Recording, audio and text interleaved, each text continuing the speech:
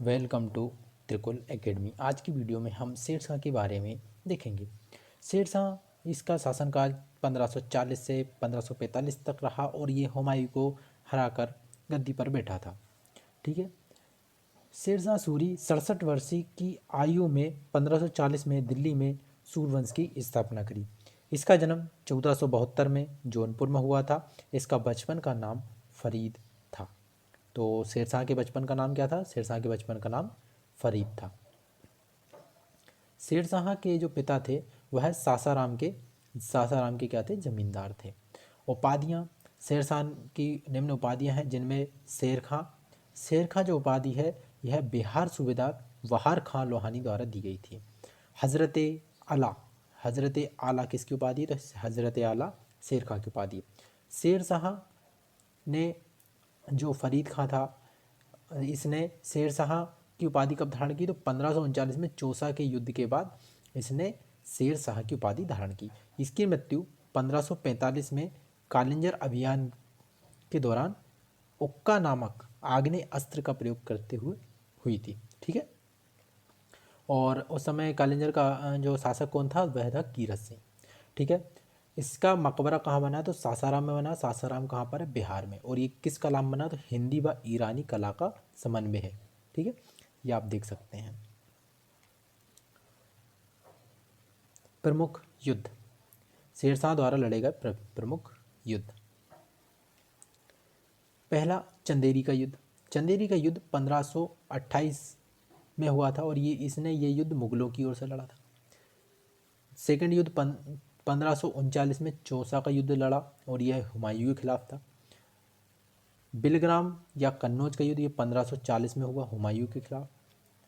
रायसीन आक्रमण 1543 में किसके खिलाफ? तो शासक पूरनमल के खिलाफ। मारवाड़ युद्ध, मारवाड़ का युद्ध 1544 में मालदेव के खिलाफ। फिर इसके बाद जो लास्ट युद्ध हुआ कालिंजर का युद्ध 1545 में कीरत सिंह के खिलाफ। यह है इसका अंतिम युद्ध था। ठीक है। शेरशाह मारवाड़ के युद्ध में राजपूतों के शोर से इतने प्रभावित हुआ था कि उसने कहा था, मैं मुट्ठी भर बाजरे के लिए लगभग हिंदुस्तान का साम्राज्य खो चुका था। ठीक है। तो किस युद्ध में कहा था इसने? मारवाड़ के युद्ध में था कहा था। किसके कारण? तो राजपूतों के शोर को देखकर कहा था। किसने कहा था? तो शेरशाह ने कहा था। ठीक है। शेरशाह द्वारा किए गए कुछ आर्थिक सुधार।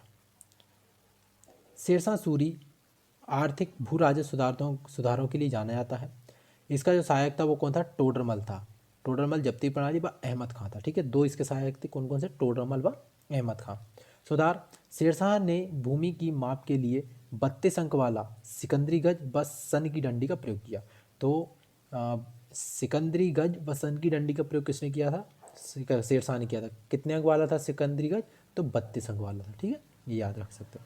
इसने 178 ग्रेन का चांदी का रुपया व 380 ग्रेन का तांबे के दाम चलवाया था। शेरशाह के समय पैदावार का लगभग 1/3 भाग लगान के रूप में वसूल किया जाता था। तो मतलब ये टैक्स कितना लेता था? 1/3 भाग, मतलब 33% के लगभग लेता था। ठीक है। भू राजस्व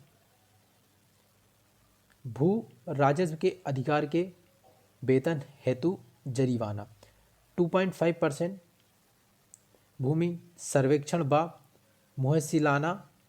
ठीक है। 5% कर संग्रह हरता नमक कर था। ठीक है। मध्यस्थों की इसने समाप्ति कर दी थी और कबूलियत व पर्दा प्रथा का इसने आरंभ किया था। तो कबूलियत व पर्दा प्रथा का आरंभ किसने किया? तो शेरशाह ने किया था। ठीक है। कुछ अन्य तथ्य में शेरशाह ने 1541 में पाटलिपुत्र को पटना के नाम से पुनः स्थापित किया था। तो पाटलिपुत्र को पटना के नाम से स्थापित किसने किया था? शेरशाह ने किया था। कब किया था? 1541 में किया था। इसने ग्रैंड ट्रंक रोड की मरम्मत करवाई थी। ये क्वेश्चन ही बहुत इंपॉर्टेंट है कि ग्रैंड ट्रंक रोड की मरम्मत किसने करवाई? तो शेरशाह ने करवाई थी।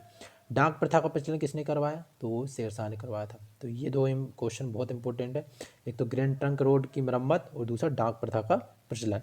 मलिक मोहम्मद जायसी किसके समकालीन थे? शेरशाह के समकालीन थे। इसकी कुछ वास्तुकला जो इसने बनवाई थी, तो रोहतासगढ़ का किला, किला कोहना जो दिल्ली में है, किला कोहना कहाँ पर है? दिल्ली में। किसने बनवाया? शेरशाह ने।